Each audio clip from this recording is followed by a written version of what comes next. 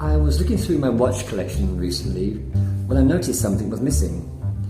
I didn't have one single digital watch. I had always had a preference for analogs, and I don't know, there was something about digitals that left me cold. But just to have a more complete collection, I decided to start looking around for that one and only digital. In my search, I set myself some very specific criteria, being 1. No coloured straps. 2. No black watches. 3. No plastic or resin cases. 4. No bulky sports watches. 5. No excessive dial information, such as those bars that run back and forward for no reason. So far, I had eliminated most of the Casio range. 6. No text or colour on the dial or case. 7. No any digital watches. I can't see the point of having both on the same dial. And 8. It must have a large clean time display, possibly a date, but nothing more.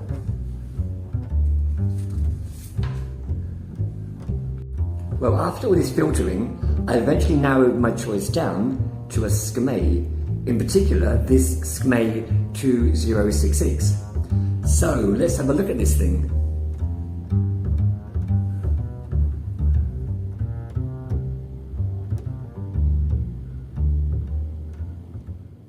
Good day to you all, and welcome back to another BBW review. This is my very first digital, the Skmei 2066, and after my filtering I must say I'm really pleased with what I found. As you can see, it's a homage to an AP Royal Oak. It's not plastic at all. You have an alloy case and a stainless steel strap. But let's go directly into the specs. So you have a 41mm diameter across the face of the watch. You have a 10.4mm height. The lug to lug. Now, from the actual watch head itself, it goes from 47mm in length. But when you take in the strap on your wrist, which is from here to here, that extends to 57.5mm. So from here, this lug width, to the actual physical lug width on your wrist, you're going to have to add another 10mm.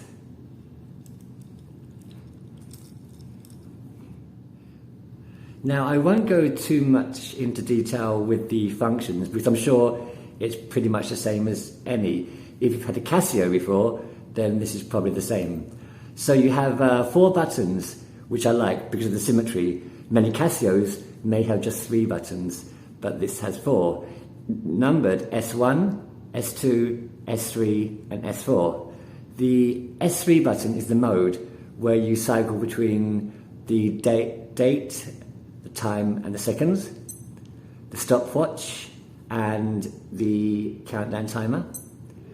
Stopwatch there, the dual time and alarms.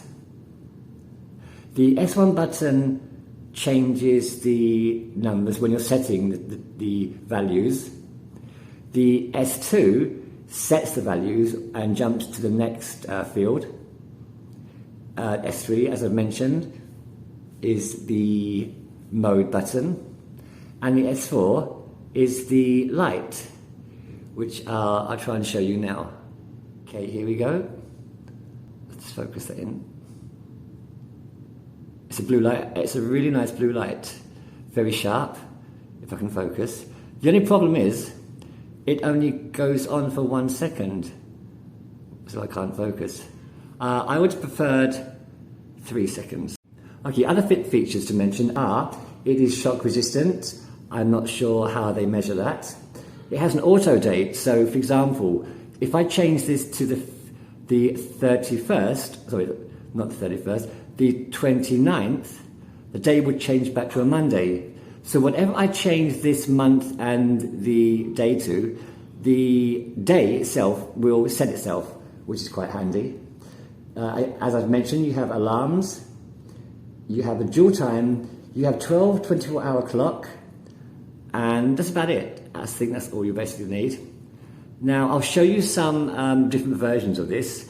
I chose the inverted screen because I like it. It's more stealthy, but it does lose some clarity and visibility compared to the black on white screens, which I'll show you now.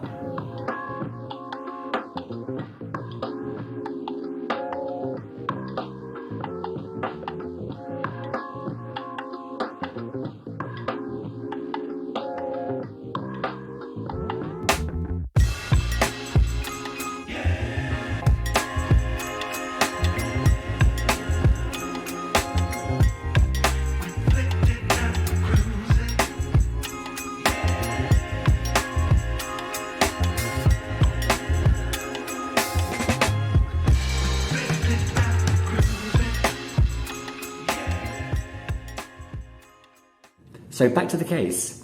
You have a chrome-plated case here. The brushing's quite nice on that. The bezel itself is in two parts. You have a polished side, and on the top you have vertical brushing, which matches what an AP Royal Oak has. Vertical brushing on the bezel and also matching on the front face of the watch.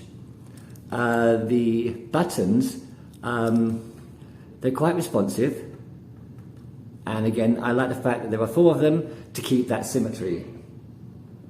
On the back, the information is showing it's water resistant to 3 ATM, the designation 2066, Skmei, 3 ATM or 30 meters of water resistance, and something which was really handy, it gives you the battery code, which is CR2016, so that's quite handy. Back to the front. Now I think one important thing to mention if you are deciding to choose one of these watches is, as I showed earlier, you have, apart from the different colours, you have 2 specific versions. You have the black text on white, or the inverse, which is this, the white on black. The white on black does look better, I think. It looks more stealthy. But the compromise is the viewing angles. So when you're looking straight on, it's fine. But it doesn't take much of a tilt or an angle until you lose all visibility. The vertical one is about 45 degrees and the telling of the time is gone. And that also applies to going this way.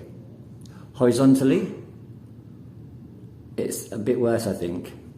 So there's not much of a degree of freedom when you're looking at the time.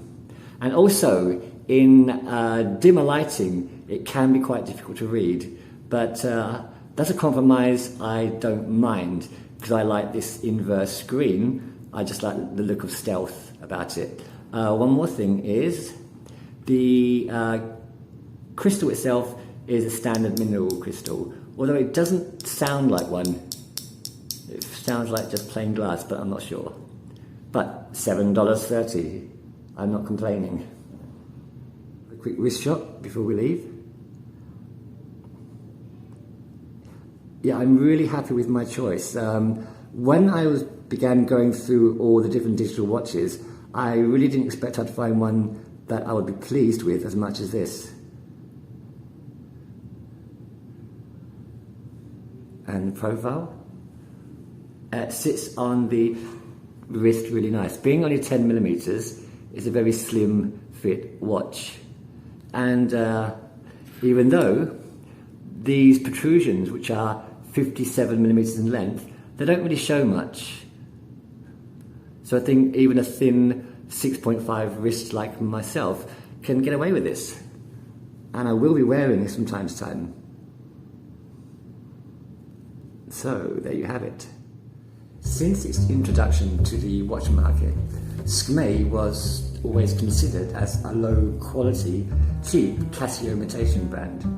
And I don't think the ridiculous name helped in its reputation. But since then, Skmei has built up quite a fan base.